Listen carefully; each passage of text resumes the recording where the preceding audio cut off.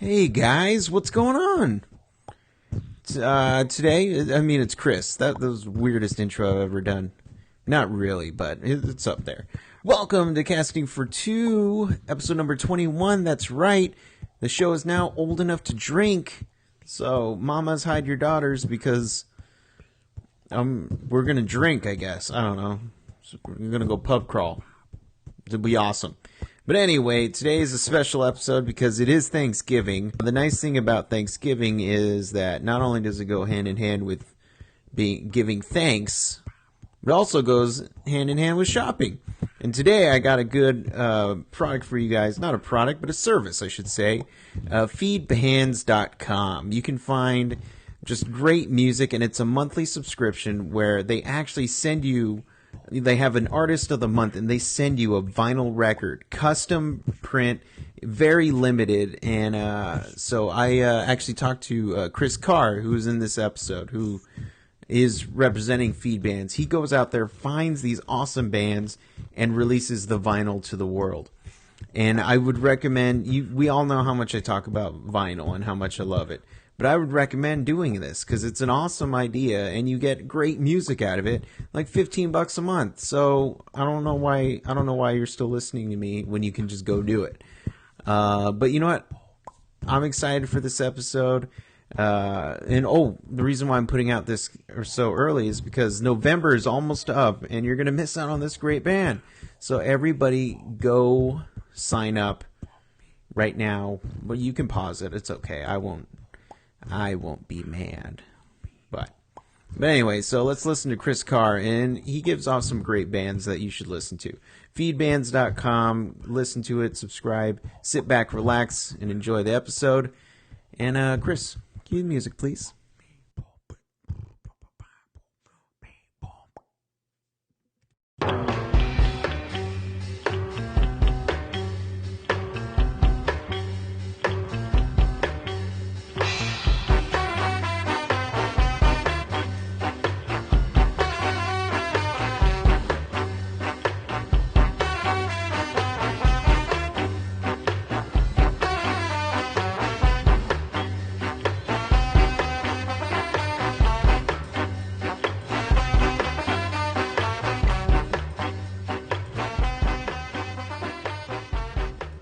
Hello?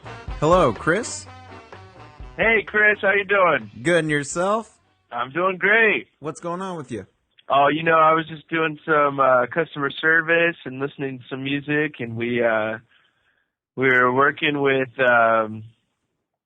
getting our January record all figured out and our February release. So we're just kind of doing some A&R, working with the artists. Mm-hmm. And then working with some black and white details as far as just getting things in order and pressing a new record every month. There's a lot of parties involved, a lot of moving parts. So it's I'm just working on that currently, right at this moment. Right on. So I'm excited because Feedbands is such a cool idea. And as a record buyer for the past maybe 3 years now, it's cool to get a record, play it. I don't know. It feels like there's a lot more steps to do when it comes to listening to music, but ultimately the payoff is a bit more rewarding. Yeah. Oh yeah. But can you tell us your name and title? Sure. My name's Christopher. Mm-hmm. I do A&R, artists and repertoire. I also do customer service and marketing and just overall kind of personal relations for Feedbands. I work with our customers. I work with our artists. I work with small indie labels that are managing artists. And I also do events. Mm-hmm. So, we're a really small team, and it's really nice having less people because we can mobilize and make decisions pretty quickly.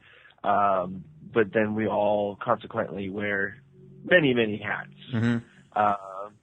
But I enjoy, essentially I work with people and listen to a lot of music and try to facilitate music locally in Santa Cruz, but also trying to kind of grow to hopefully collaborating with major festivals and kind of pioneering a live music, facilitating live music in these major summer festivals, and just kind of getting into, not only having people engaged with the music via the subscription service, but through our free app, and then hopefully have them engage through a live performance. And that's a long-term goal to develop more. We want to get their music out there. We want to support them and pay them fairly, and then we also want to give them a stage to play on, and have that experience for the listeners, but also for the musicians. And that's kind of where that's what I do, is trying to make that come into fruition and make it a reality. Right on. And where did this idea come from? The idea, Feedbands, essentially our Graham, who is not here today, but Graham was living in Hawaii as just some time off and lived in this place called the Milk and Honey House. And it was a house for musicians.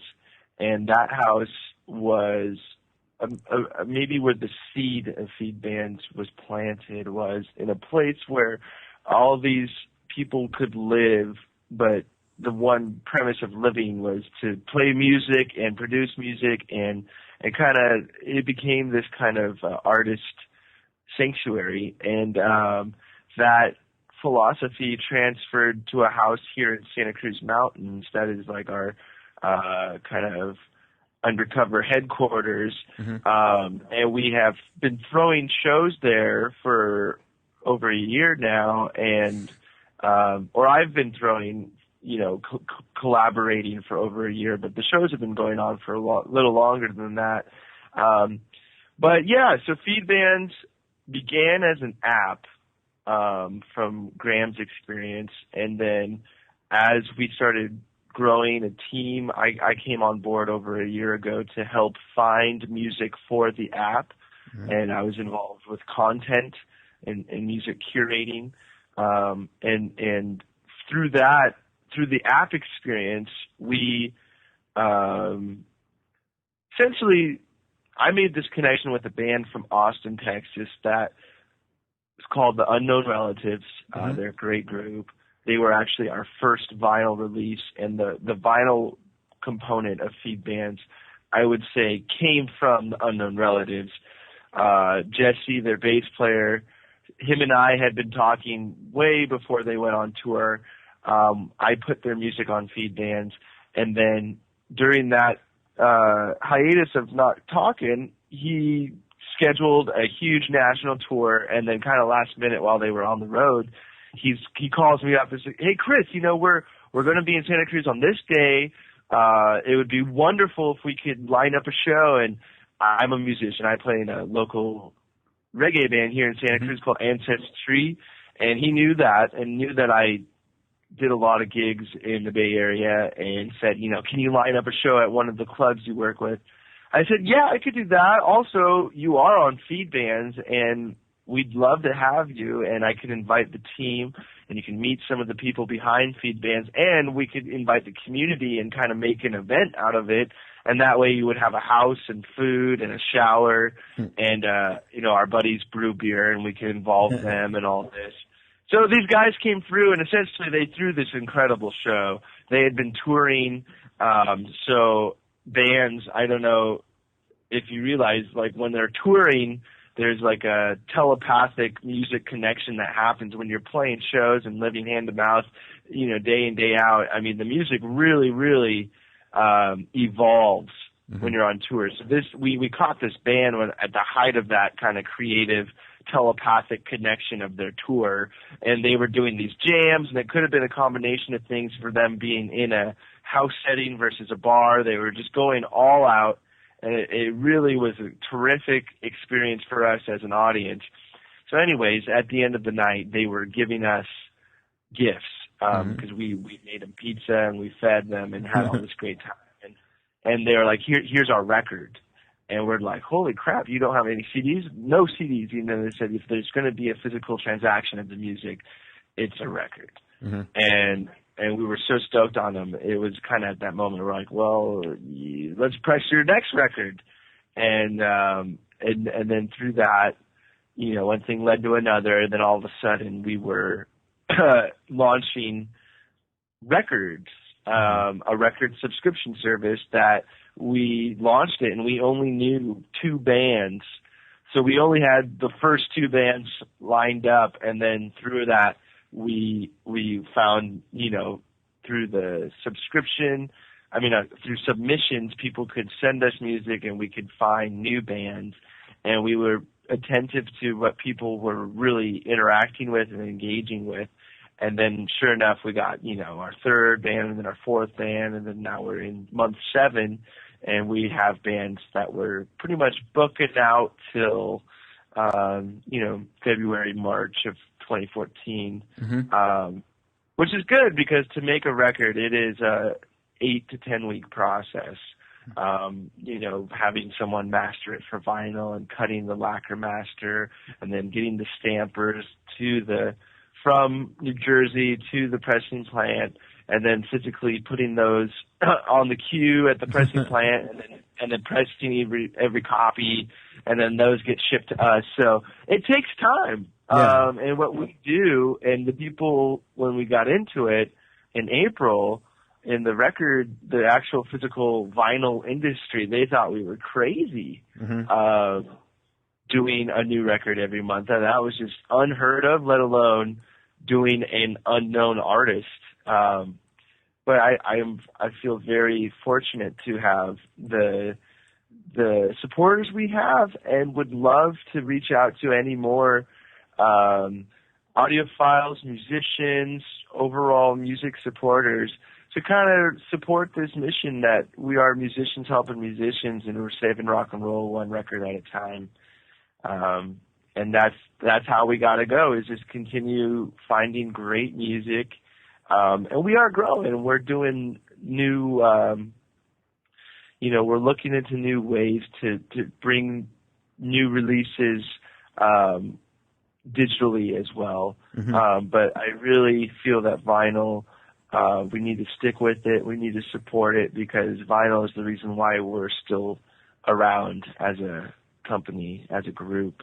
It was through the vinyl subscription service that we actually had the foundation we could get us off the ground, and we've helped a bunch of bands. I mean, the bands really appreciate and are so excited to work with us, and it's a bucket list. It's a dream come true for the musicians to have a record.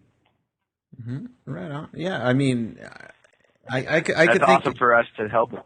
Oh yeah, for sure. I could think of so many bands that I wish I had, like small local bands that I wish I had a record of theirs, just so that I can enjoy it even more. Hey, tell them to submit. Send their music our way. We'd love to hear them. Oh, okay. Well, I'll do it. Yeah. But what kind of music are you into? I play. I like soul music. I like music that comes from the heart, and that could be a variety of genres. I play roots reggae in the band that I'm with, but before that, I was really into blues. I like the blues. I like soul, R&B. I like hip hop. I do like the classic rock and psychedelic garage rock and roll. And my first vinyl experiences were my mom and dad's collections, and my mom was the one that it was like, here's, she put Neil Young in my hands, she put Joni Mitchell in my hands, and my dad put Jimi Hendrix in my hands and put Leonard Skinner and Marshall Tucker Band and Willie Nelson. And so, yeah, I kind of had that classic rock, 60s, 70s foundation with listening to those records. And then growing up, I got really into, underground hip hop and then blues music and, so that's kind of where, and then recently I've been really into horns and ska, and, we got a great group coming out. Actually, right now, the November release is a group from Nashville, and their name is the Kansas Bible Company, and they're just this terrific 11-piece group that has a powerful sound, and they're kind of like the Blues Brothers with a really developed horn section. So yeah, that's kind of where I'm at. I really love fun music with message, but I also do like to dance and love a good groove. And your love of music, I assume that comes from your parents? Yeah, a bit. I definitely got my foundation, and I was definitely a child of a flower child. My mom definitely would jam the vinyl records, and that was, it was really my family. Not really, they were not musicians, but they were very big music supporters. And then my brother and I both, from an early age, had a real knack for music, especially my brother. We both learned music on the piano, and then I taught myself guitar, and my brother went on from piano to do violin, guitar. He just really is a true composer. So, I would say that our parents definitely planted the seed in us and nurtured our musical ambitions and projects, and that's really, and it's really influenced me for going forward in my life to to spread that, because that was really influential to me, and I would like to be instrumental in spreading good music and supporting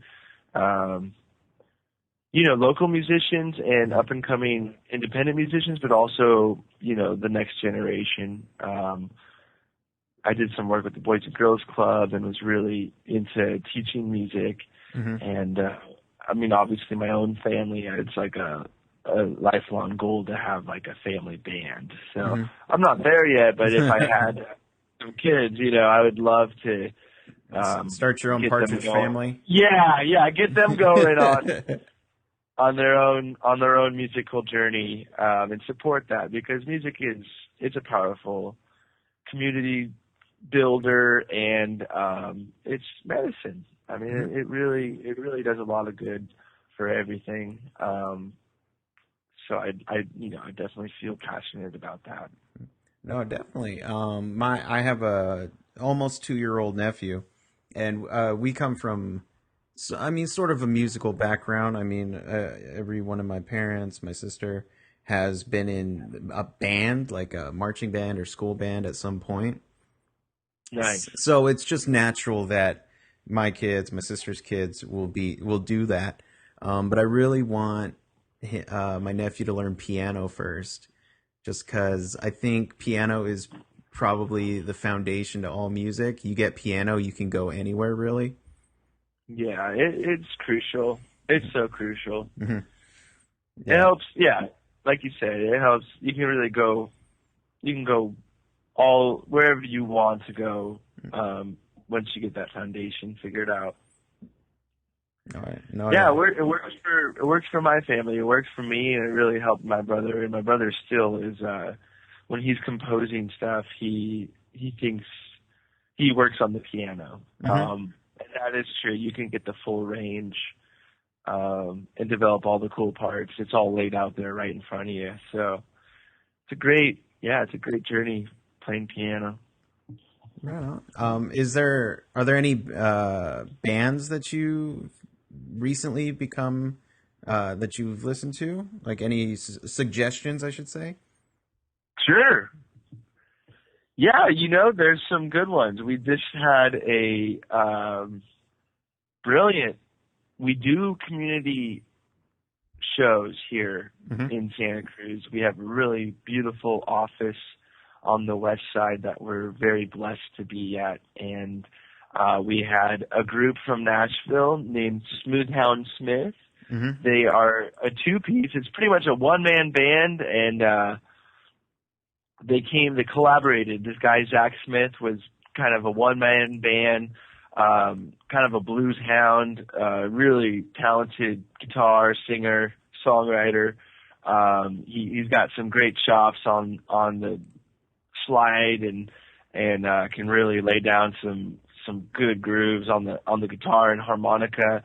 And Caitlin Doyle is the singer, and they kind of like met at a gig, and then the chemistry was just really rocking, and they started jamming together, and they just finished their debut self-titled album, Smoothhound Smith. And I definitely recommend checking them out. I mean, they got some timeless sound, and I like to listen to an album and feel like every song is hit after hit after hit. And that's kind of, you don't get that often, but when you find it, it's wonderful, and it's been nonstop in my car and my girlfriend's car, and we actually were blessed. They came through. They're on tour, and they did an office party. And I already mentioned, that was a good one. I mentioned Kansas Bible Company, which is our November release, and they're the huge blues, big band sound, but kind of like surfy and psychedelic rock at times, and they're kind of Doorsy. I mean, they're just a cool sound. I definitely recommend checking them out. And we have another group, the Non-Commissioned Officers. They have a brand new album that won't come out until February, but we are in the process of getting their vinyl figured out, and there'll be a vinyl release by Feedbands. Really dancey, kind of Brian Wilson, Beach Boys meets the modern pop sound, but they do have some old style rock and roll kind of stuff going on that is it gives you that nostalgic, good vibe, let the good times roll feeling. And the songwriting is great. I mean, they're so musical. Non-Commissioned Officers is a great group we're really excited to work with.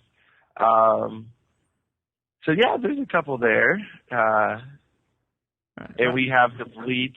The Vleets are coming to Santa Cruz on January 10th, and they're really kind of the what we used to say, the Beatles meets Radiohead, which was like the catchphrase. But they're a really neat. I mean, they have this really neat, haunting vocalist that is,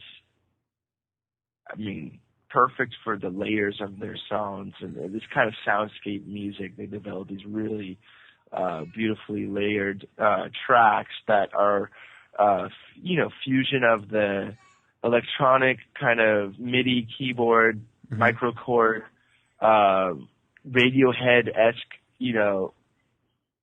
instrumentation with like a bluesy electric guitar and drum kit and, like the conventional band sound. And it's cool. We have another group, Feral Fauna, out of Santa Cruz that just played at Moe's Alley with Lynx, which is another release we'll have in January. And Lynx is kind of a solo artist that was really big in the electronic kind of like Burning Man culture, festival act. She's a solo singer-songwriter, but she's really developed her sound into a straight up, she went from the electronic kind of bass music scene, and she's evolving into this beautiful, like, composer and playing just straight music, live music. And she's a great vocalist, and her songs are really, really sophisticated and original. So we will have a release coming up with her as well. So those are some good recommendations. That's a good foundation right there. Right on. So everyone go listen. Yeah, exactly. Check them out, and when they come up, go ahead and check them out via the vinyl subscription service at Feedbands, where we're going to be supporting these artists. Right on. And no, what were you saying? Oh, anyways, it's nice because we've all had the physical connection with these artists too. We've hung out. We've had them here at the office, and on some level, like at Lynx, we went to their show in Santa Cruz and gave her hugs and hung out after the show. So we're kind of walking the path with these artists, and having like a personal kind of connection with them. Mm-hmm. Well, that's awesome. That's awesome. But yeah. So unfortunately, I don't have any more to talk about. You gave me a lot of music. Now I have to go listen to. So I'm gonna go. I'm gonna go do that. I'm gonna go do that right now. Check it out. All right. Perfect. But yeah, thanks, Chris, for chatting with me. And for people who are interested in signing up for Feedbands, where can they do that? Just visit feedbands.com, and there's a big red button right here, and you just go ahead and sign up for that. And we also have an app for iPhone and Android, and it's awesome to continue your support, to listen to the app and engage on the app. But I definitely recommend the vinyl service because they're little pieces of rock and roll history, and if any one of these bands moves on and evolves to be the next Beatles or Rolling Stones, we feel honored that Feedbands can contribute to that, and consequently any record that comes out through Feedbands is like a little piece of art, a little collector's item, and we put a lot of love and care into the process of making records and in facilitating good music and curating this music from all over the world to help these talented and independent artists. There you go. So go do it, people. Yeah. Go do it. Check us out. If you're ever in Santa Cruz, just throw us a line on the Facebook and Twitter. It's been great talking with you, Chris. Yeah, you too. You take it easy, all right?